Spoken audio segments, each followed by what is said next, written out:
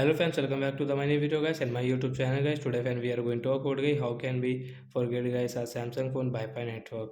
Friends, you have connected any Wi-Fi network in your Samsung phone device and friends now you want to forget guys. You don't want to use this network guys, you want to forget, and guys suppose guys you have problem with this network, so you should forget it. After forget guys you can connect and guys you can use without any problem.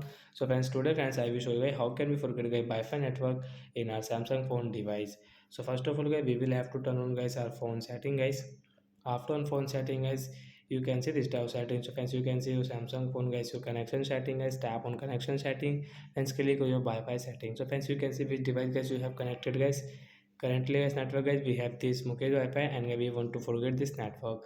So when right side icon guys tap here, friends, you can see this QR code. So when you want to share this network, so you can share from here, but I will click on the forget option, tap here to forget. After forget we cannot use guys. If we use guys we will have to enter password again to connect this network. So like that guys you can forget your Wi-Fi network. So that's it guys, thanks for watching the video.